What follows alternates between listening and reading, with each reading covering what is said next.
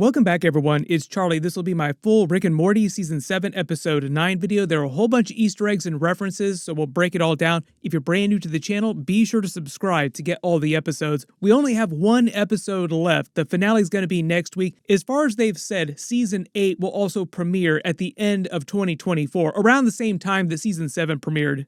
Careful for spoilers from the episode if you haven't seen it yet. We'll start at the beginning, work our way through shot by shot, talking about Easter eggs and WTF moments, starting with the episode title, Mort Ragnarick, which is a reference to Thor Ragnarok. There were a bunch of Marvel references, like a bunch of Thor references in the episode, because they dealt a lot with Valhalla, the Norse idea of the afterlife. Rick and Morty also did a full commercial parody of God of War Ragnarok, which is based on a lot of similar mythology, is this episode. God of War, Morty, the new one. Kratos is a dad, the kid is curious. Like you, Morty. We're going to the 9 realms. Oh my god! Oh my god! Finally, the Leviathan axe and other unannounced upgrades. I found a boat, Morty. You're gonna row, though, not me. It's a big axe, and I have to make sure it doesn't get wet. There were a couple big movie parodies too, like the whole live, die, repeat of it all, the Tom Cruise movie. During the episode though, Rick is trying to harness the energy of another dimension to gain theoretically limitless power. It's a little bit like the concept behind zero-point energy. If you've ever watched the Stargate TV series, they kind of get into it during that with the zero-point modules, basically pulling energy from another dimension. During the episode, though, Rick actually proves the existence of a heaven-like alternate dimension in alternate dimensions based on other religions inside the Rick and Morty multiverse that previously had canonized the devil, so for a long time fans have just assumed that there was a god and heaven did exist if the devil existed and hell existed. That's why Rick making such a huge deal about proving heaven's existence in the episode seemed a little redundant, but one of the things that they have not done before, and they do in the opening scene, is actually literally visit that version of heaven that he proves the existence of. Like nobody in an episode had ever actually traveled to a version of heaven yet. They reveal Rick had been repeatedly killing Jerry for brief periods to see what happens to him after he dies. That part of the plot is actually a parody of the movie Flatliners, where a bunch of medical school students try to discover if there is some sort of afterlife by trying to kill each other briefly in pursuit of the goal. We find out Jerry keeps being greeted by his grandparents at St. Peter's Gates, like the pearly gates to actual heaven. Only this time, because he's been doing it so many times, his grandfather refuses to come outside the gates to greet him, like, you've been teasing us too much with the idea, like either choose to come in or never come back. In the way that Rick explains how this heaven exists in the Rick and Morty multiverse, it's very similar to the way that Marvel explains their version of the afterlife inside the MCU. When you die in the Rick and Morty multiverse, as Rick reveals, your consciousness is drawn to an alternate dimension made up of like-minded people's consciousnesses self-propagating the dimension itself. Rick has a very technical way of explaining it, but it's basically him saying that Jerry as a Christian and all the other Christians that exist in this dimension will a version of heaven into existence and keep it alive with their continued belief in it. But in a larger sense, in Rick and Morty and inside the Marvel universe, your consciousness is drawn to an alternate dimension based on your belief system. So if you don't believe in heaven, like if you're not a Christian, you don't believe in heaven, you believe in some other kind of afterlife like the Duat, the Egyptian afterlife in the Moon Knight series, for example, your consciousness travels there after you die. When Rick says this heaven only exists for neurotypicals like Jerry, he means that it only exists for people who share the same belief in it, like Christians, for example. Neurodivergence, as Rick says he is basically exactly what you think that it means. People whose brains literally work in a different way so they don't understand things the same way, like they're really awkward in social situations. Rick kind of references that later when he says he's dumb about understanding when people are smart, like Bigfoot, for example. Previously on the show, Rick has revealed that he does have a version of Asperger's, like he is somewhat autistic. Is this game popular with autistic people? Why would you say something like that? Because I'm starting to love it. When he says he doesn't want to get into anywhere, that's kind of a Groucho Marx reference, like not wanting to belong to any club that would be willing to have him. Also, he says he refuses to believe in religion, heaven in general, the way that Jerry does. His joke about the 1980s looking version of heaven is just a reference to the many low-budget movies based on heaven or having heaven in them during the 1980s, like All Dogs Go to Heaven, Made in Heaven, The Heavenly Kid. There are many movies that deal with heaven from the 1980s. When he talks about the paradox that he's in and why he can't tap this heaven dimension for energy, he understands too much. He knows too much about the way existence actually works in order to actually be able to get into this alternate heaven dimension that Jerry just visited. So that's part of the irony, like he knows that it exists, but he knows too much about how it exists to be able to actually get in there. So his backup plan is to travel to another afterlife alternate dimension that doesn't have quite as stringent rules as this version of heaven, which in his case is Valhalla. I already explained the Thor Ragnarok reference, but in the Thor movies in the Marvel Universe, they actually literally traveled to the MCU version of Valhalla during the Thor Love and Thunder post-credit scene. We'll probably see that again at some point, or maybe reference it again during the events of Avengers Secret Wars or maybe Avengers 5. When the Garage AI voice says Phoenix Protocol is active, that's a reference to Rick's Operation Phoenix earlier on the show, wherein he had many backup clones and continues to have them down in his lab beneath the garage anytime he gets killed. Operation Phoenix is not the fallback I thought it would be. Part of his failsafe plan that he has active in all dimensions is that anytime he's killed, no matter what dimension he's in, his consciousness will just travel to the nearest body, regardless of dimension. So, it will travel across dimensions. They use it as a huge bit during Season 4. In fact, the title of that episode was also a reference to the movie Live, Die, Repeat. Morty reveals that he's killed Rick so many times in pursuit of this goal and just other random times in their adventures throughout their regular adventures that have nothing to do with this. And because of that, he's become so desensitized to the idea of killing someone that it got him in trouble at school with Homeland Security, leading Rick to all of his Pokemon Pokeball jokes that they use across the episode. Rick reveals that he's been keeping Bigfoot inside a Pokeball recently because they referenced Bigfoot living in another state in a previous episode this season, so he couldn't have had Bigfoot in that Pokeball for that long. But essentially, he's been torturing it inside there, just getting it super pissed off so that it will kill him and he can get it to battle him, kill him, and send him to Valhalla. Basically fulfilling the requirements to make it into Valhalla per the Norse idea of the afterlife. I guess part of the requirement for that is also that it happens inside a Norse country, so they couldn't do this in the garage. And a lot of you probably remembered that being killed by Bigfoot actually fulfills the prophecy that was given to him in the previous episode this season, saying that he would be killed by Bigfoot. And I'm assuming they changed the Pokeball to green to avoid getting sued by Nintendo. Nintendo, please don't sue us, send us free stuff. Every time I think of Nintendo references in episodes, I think of the Nintendo rant from back in Season 2. We can be rich, and we also all get to keep one, and we can play Nintendo games. Nintendo, give me free stuff. The funny thing about that, though, there are so many Nintendo references during this episode. They even play Nintendo sounds, but some of the animations that they do are also based on Pocket Mortys, which itself is a Rick and Morty game in real life that you can actually download that is based on Pokemon. Literally after every single Rick and Morty episode, they always have the Pocket Mortys that they add to the game after the episode based on characters from that episode. The funny thing, though, is that in all these years of me making Rick and Morty videos, I don't think I've actually played Pocket Mortys. Maybe I played once a long, long time ago, but rarely, if ever.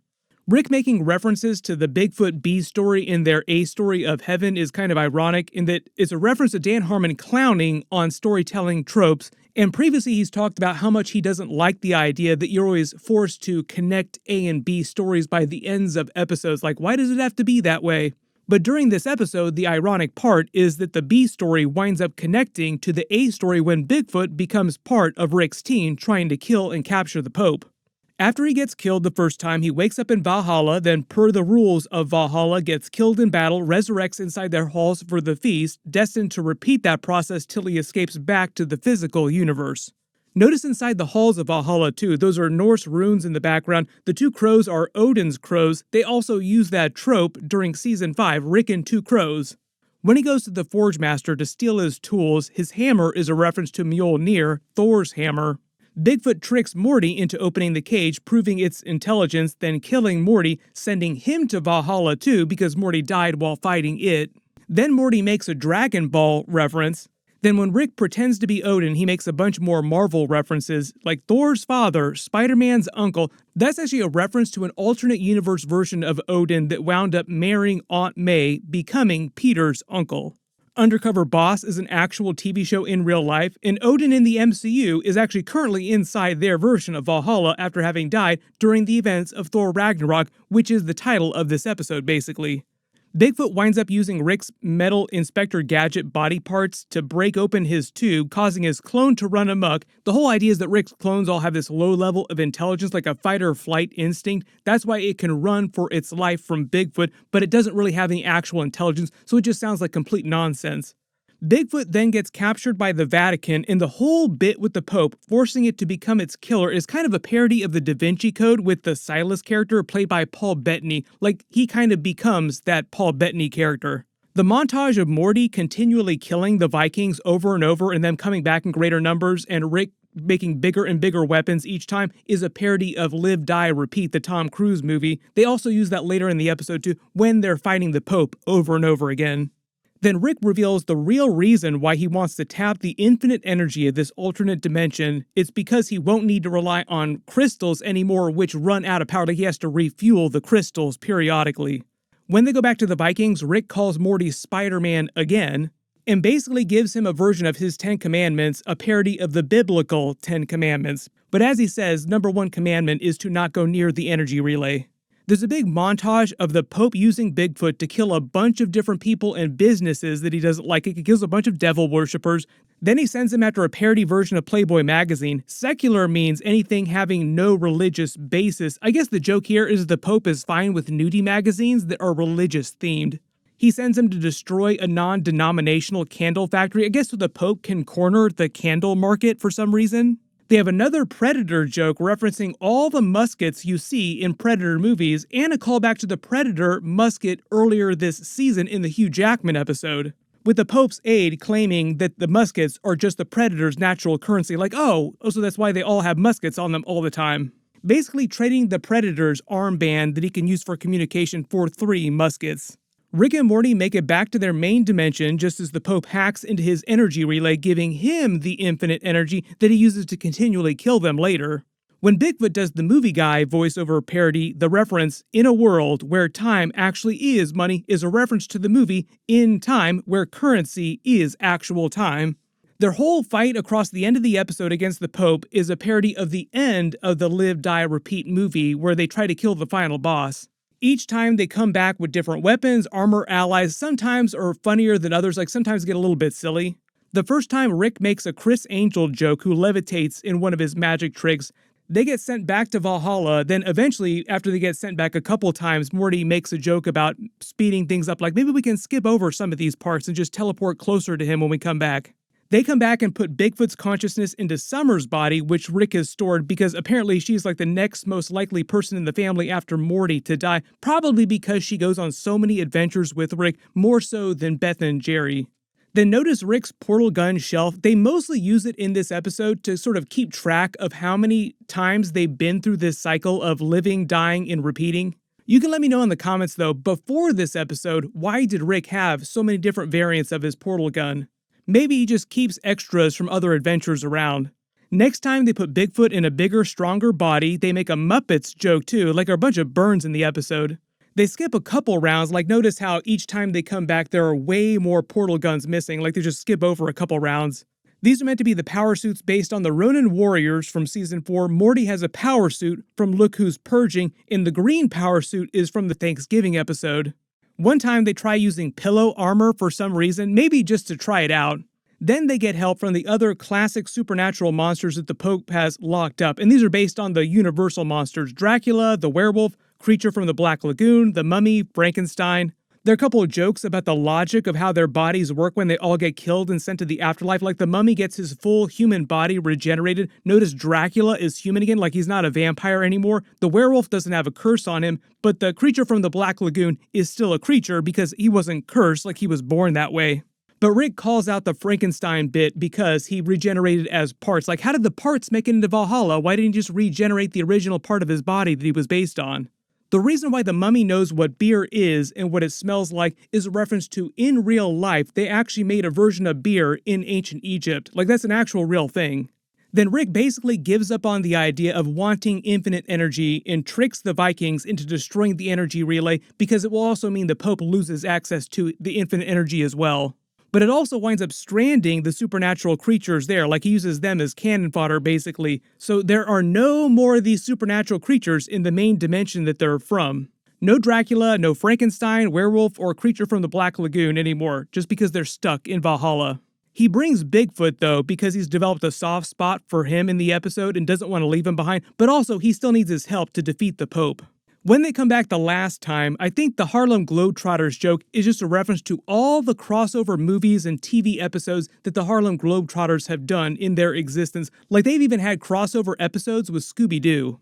When he captures the Pope in his Pokeball, the Pope takes the Lord's name in vain, saying, "God damn."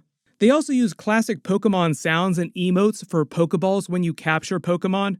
And Rick proceeds on this big Pokeball Pokemon bit, I think just to lay on that it is meant to be a parody, I think mostly for the benefit of Nintendo's lawyers so that they understand that this is meant to be a parody. Like if we make it super ridiculous, then they'll definitely understand that it's a parody. Nobody knows how to sue people like Nintendo. Like seriously, you'll hear more about lawsuits from Nintendo against people just randomly around the world than any other company.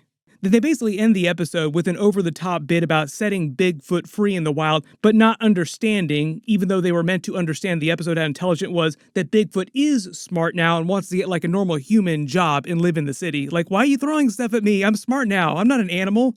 And in the post-credit scene, they do a big Pokemon Detective Pikachu reference with Rick taking the Pope in his Pokemon ball to an underground Pokemon fighting ring, just like the one in the movie, then running off as soon as the police show up to bust them. When they start the fight, they also use a lot of Nintendo sound effects, but the visual effect here is actually from Pocket Morty's, which, like I said, is based on the Pokemon game itself. And I think the Pokemon that he was meant to fight here is meant to be a parody of Charizard. Then revealing to the Pope, once they rescue him, that Rick's imbecile clone has been named Pope in his absence, much to his horror. You could just think of that as Rick and Morty saying that religion in general is kind of silly in that way, like clowning on all religion. There were a whole bunch of Easter eggs and references in the episode, so if you spotted any that I didn't talk about in the video, just write them below in the comments. And big reminder, my Season 7 Episode 10 finale video will air next week, and the next big series that I'll be doing episode videos for after that will be Marvel's What If Season 2. That'll actually be in a couple weeks. I just did a really big trailer video for that, so I'll link it in the description below. Everyone click here for that brand new Deadpool 3 Wolverine video, and click here for all my Rick and Morty Season 7 episodes. Thank you so much for watching, everyone stay safe, and I'll see you guys in the next one.